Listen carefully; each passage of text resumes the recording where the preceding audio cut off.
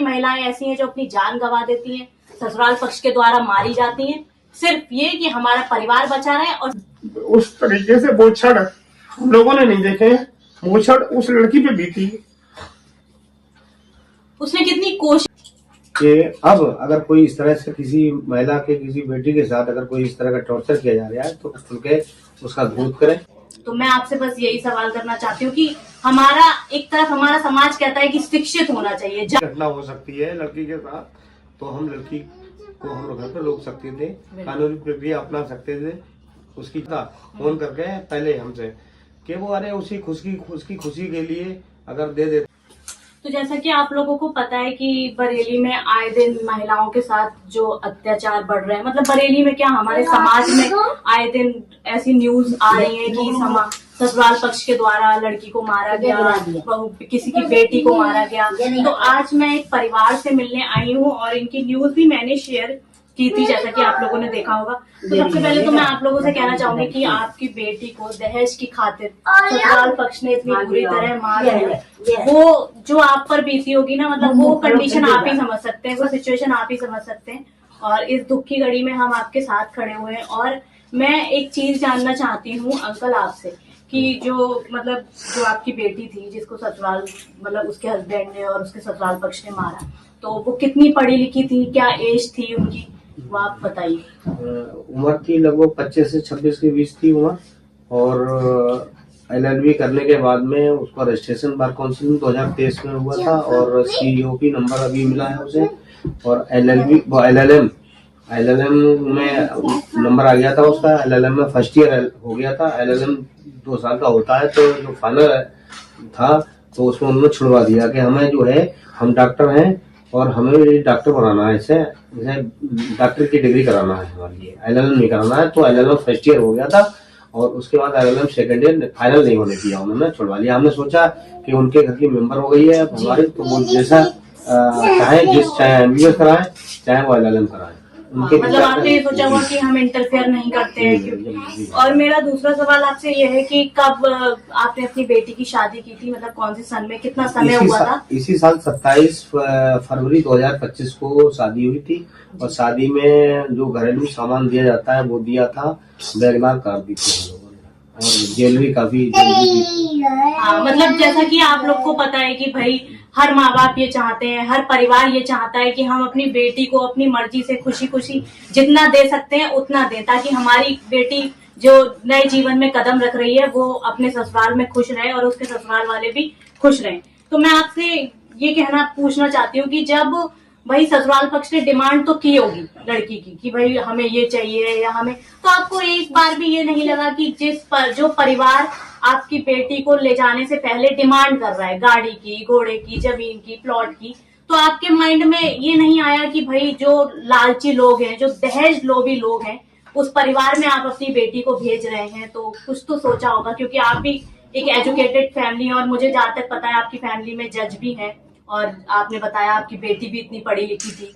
तो मैं आपसे बस यही सवाल करना चाहती हूँ कि हमारा एक तरफ हमारा समाज कहता है कि शिक्षित होना चाहिए, जागरूक होना चाहिए, तो आप लोग तो बहुत ज्यादा शिक्षित थे, तो आपने दहेज को बढ़ावा क्यों दिया? दरअसल में ऐसा था, हम अच्छे लोग समझ के ही हमने शादी की थी कि अच्छे लोग हैं, लेकिन वो अंदर से उनकी बात हम समझ नहीं पाए।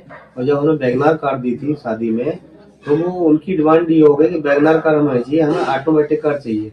अच्छा, ऑटोमेटिक कार चाहिए, उनकी बार बार डिमांड ऑटोमेटिक कार चाहिए। ऑटोमेटिक कार की वजह से मांग को लेकर वो लड़की को हल्के तौर पर प्रताड़ित पहले करते रहे। तो जब जानकारी हुई हमें, तो हमने लोगों ने पहली तारीख को, जब ऐसा है 27 फरवरी 2025 को जब वो शादी हुई थी, विदा होकर गई थी, उसके बाद 1 मार्च 2025 को जो लड़की घर आई, तो उन्होंने अपनी भाभियों को, भावज को, बहन को, अपनी बड़ी वाली, अपनी अम्मी को ये बताया कि मुझे जो है ऑटोमेटिक कार के लिए ये परेशान, उन्होंने ताने दिए कि ये क्या नाम है, तुम मान लिया तुम्हारे घर वाले तो इतने अच्छे खासे पैसे वाले लोग हैं, तो ऑटोमेटिक कार नहीं दे सके, ऑटोमेटिक कार चाहिए थी हमें, ऑटोमेटिक कार। तो जब लड़की ने बताया, तो हम लोगों ने अगले दिन उन लोगों को बुलाया था। अच्छा, कि भाई ऐसा ऐसा मामला है, हम मान लिया क्यों ऐसा कर रहे हैं, तो हम मान लिया वैगनार कार दी, तो हम तो वहाँ पर ऑटोमेटिक कार क्यों मांग रहे हैं। तो उन्होंने उस समय तो कह के चले गए, बोले नहीं अब आप परेशान नहीं करेंगे, तो ऐसा नहीं है। तो हमने सोचा कि अब शादी की है, घर ना बिगाड़ा जाए, क्योंकि शादी की है तो अब तुरंत ही हम हो सकता है इनके जिस व्यवहार में बदलाव आ जाए, लेकिन वो धीरे धीरे लड़की को टॉर्चर करते रहे और लड़की ने हल्के तौर पर बीच बीच बताने लगी, लड़की भी चाह रही मेरा घर ना बिगड़े। लड़की का ये था कि मेरा घर ना बिगड़े, इसीलिए वो ज्यादा घर वालों को ज्यादा विशेष तौर पर दबाव बना के नहीं कर सकी।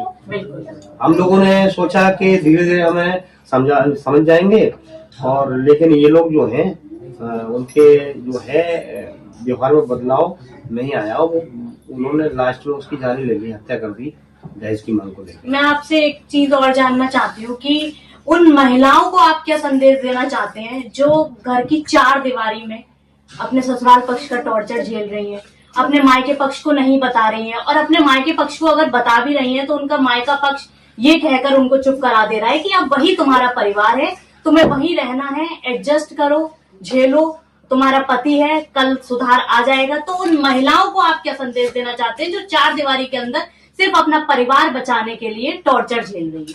तो ऐसा उनके लिए मेरा संदेश है, क्योंकि ये हम और हमारा परिवार ये घटना झेल चुका है, तो मेरा उन लोगों को संदेश है कि अब अगर कोई इस तरह से किसी महिला के किसी बेटी के साथ अगर कोई इस तरह का टॉर्चर किया जा रहा है तो खुल के उसका विरोध करें और उसको न्याय पाने के लिए उसको सामना करें। ये मेरा कानून का सहारा ले। और ये अगर कोई इस तरह से पति है या ससुराल वाले हैं टॉर्चर कर रहे हैं तो उसका बाकायदा अपने मायके में वालों को बताए और छुपाए ना जी। ये मेरा उन लोगों को संदेश है, और कानून का सहारा लेते हुए ऐसे दहेज लोभियों के खिलाफ कार्रवाई होनी चाहिए। बिल्कुल। बाकी मैं आपसे एक चीज जानना चाहती हूँ, जैसा कि आपको पता है कि बीजेपी सरकार है, उनका नारा है कि बेटी बचाओ बेटी पढ़ाओ, तो आप एक एडवोकेट हैं, आपके पास आए दिन ऐसे केसेस आते होंगे जिनको आप सॉल्व करते होंगे, जिनकी कानूनी लड़ाई आप लड़ रहे हैं, तो आपको क्या लग रहा है कि ये बेटी बचाओ बेटी पढ़ाओ का जो नारा दे रखा है हमारी सरकार ने, उस पर काम कर पा रही है क्या हमारी सरकार? हमारा सरकार का जो सिस्टम है तो उस पर ये काम कर पा रहे हैं क्या? लोगों में डर भय तो है ही नहीं, लड़कियां अपने ससुराल में सुरक्षित नहीं है, लड़कियां रोड पर सुरक्षित नहीं है, लड़कियां इवन अपने मायके तक में सुरक्षित नहीं है, क्योंकि कहीं भी कुछ भी अनहोनी हो जा रही है महिलाओं के साथ। तो आप बताइए कि जो सरकार हमारी बेटी बचाओ बेटी पढ़ाओ का नारा देती है, क्या वो इस तरह काम कर पा रही है? देखो, सरकार का नारा तो सही है कि बेटी पढ़ाओ बेटी बचाओ, ये जरूरी है, और नारा सरकार का ही नहीं है, समाज का भी नारा होना चाहिए। जी। समाज को भी सोचना चाहिए, सोशल होना चाहिए कि बेटी पढ़ाओ बेटी बचाओ। अब अगर कहीं इस तरह की घटना होती है तो सरकार कानूनी प्रक्रिया अपना रही है, उसके खिलाफ कार्रवाई भी कर रही है।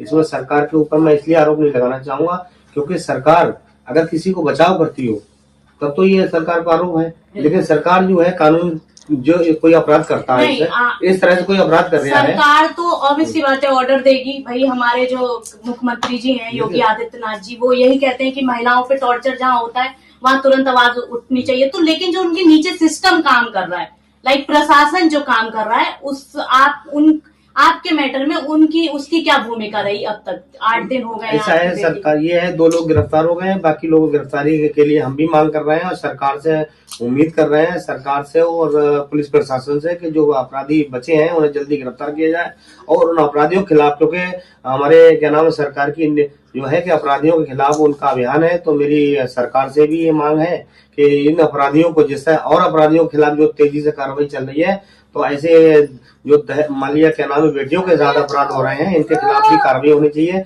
और जो हमारे परिवार में ये इस तरीके से घटना हुई है, हमारी बेटी के साथ जो मतलब बेटी को दहेज के लिए मार दिया गया है, तो मेरी सरकार से भी यही मांग है और पुलिस प्रशासन से मांग है कि उसी तरह उन्हीं अपराधियों की तरह इनके खिलाफ भी कार्रवाई होनी चाहिए और इनके घर पे भी बुलडोजर चलना चाहिए, ये मेरी मांग है। क्योंकि बहुत बड़ा जघन्य अपराध किया है कि पहले उसके जो उसका पोस्टमार्टम रिपोर्ट है तो उसमें जहर की भी पुष्टि हुई है और उसको गला घोट के मारा गया है। ये गला घोट के मारने के लिए अब ये बताओ किस तरह से लड़की ने उस समय उस पीड़ा को झेला होगा, तय किया होगा, क्योंकि इस तरह से हमारा पूरा परिवार हमारा परेशान है। तो मेरी सरकार से ये वो है कि ऐसे अपराधियों को जो क्या नाम है इन्हें इनका जो मकान है उस पर बुलडोजर चलना चाहिए और इनके खिलाफ सख्त कार्रवाई होना चाहिए, क्योंकि लड़की ने तो उस तरीके से बोछड़ हम लोगों ने नहीं देखे हैं, बोछड़ उस लड़की पे बीती। उसने कितनी कोशिश की होगी खुद को बचाने की कि किसी भी तरह मैं अपने मम्मी पापा को या अपने भाई बहन को ये पीड़ा बता सकूं कि मेरे साथ क्या अन्याय हो रहा है। और उन जालिमों को देखो, आप लोग कहते हो ना मुझे टारगेट करते हो, मैं अपनी बात यहाँ पे करूंगी।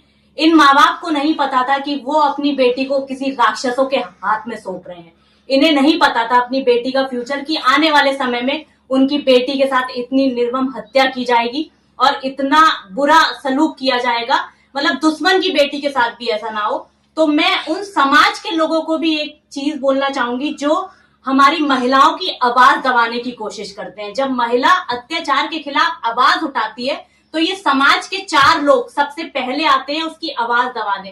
तो अंकल, मैं उन आपसे एक चीज और बोलना चाहूंगी कि उन समाज के 4 लोगों को आप प्लीज ये संदेश दीजिए कि किसी महिला की आवाज को मत दबाइए अगर वो अत्याचार के खिलाफ लड़ रही है तो। बिल्कुल हमारी यही है कि महिला, अगर किसी महिला के साथ अत्याचार हो रहा है और किसी के भी साथ इस तरह से अपराध हो रहा है तो कानूनी प्रक्रिया के तहत उसके खिलाफ कार्रवाई सख्त सख्त होना चाहिए। और विशेष तौर पर महिलाएं हमारी जो हमारे हैं ये तो महिलाओं के साथ जो अपराध हो रहे हैं, ये विशेष तौर पर मेरा कहना है कि महिलाओं के साथ जो अत्याचार अपराध हो रहे हैं, इस तरह हत्या की जा रही है, तो इनके खिलाफ तो और सख्त कदम उठाकर उनके खिलाफ सख्त कार्रवाई होनी चाहिए।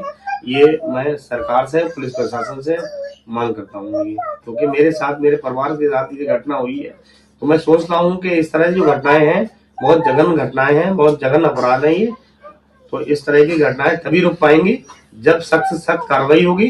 तो कार्रवाई से लोगों में दहशत आएगी तो ऐसे अपराध तभी रुक पाएंगे, वरना तो ये इस तरीके के अपराध और होते रहेंगे। आदमी अपराध करने के बाद बच जाएगा तो दूसरा आदमी सोचेगा वो बच गया तो हम भी बच जाएंगे। इसलिए ऐसा ना हो कि क्या नाम है, कोई अपराधी बच पाए। जब अपराधी बच नहीं पाएगा, अपराधी के खिलाफ सख्त कार्रवाई होगी तो दूसरे लोग भी अपराध करने से डरेंगे। ये मेरी गुजारिश है सरकार से भी और पुलिस प्रशासन से भी। और ये मेरी गुजारिश, क्योंकि हम भी यहाँ पर चूक गए। लड़की, अगर बेटी को हम मान लिया, हमें ये नहीं मालूम था कि इस तरह से ये घटना इतनी बड़ी हो जाएगी। लेकिन अगर ये पूरी, अगर हम मान लिया सोच लेते कि इस तरह की घटना हो सकती है लड़की के साथ, तो हम लड़की को हम घर पर रोक सकते थे, कानूनी प्रक्रिया अपना सकते थे, उसकी जान बच सकती थी। लेकिन हमने सोचा कि परिवार का मामला है, अभी जल्दी शादी हुई है, 9 महीने शादी हुए हैं, और कोई ऐसा कदम ना उठाया जाए कि हम भी सम्मानित परिवार से हैं। तो हमने, क्योंकि लोग कहेंगे इन्होंने बेटी रोक ली है अपनी घर पे, तो हमने इस तरह से कोई कदम नहीं उठाया।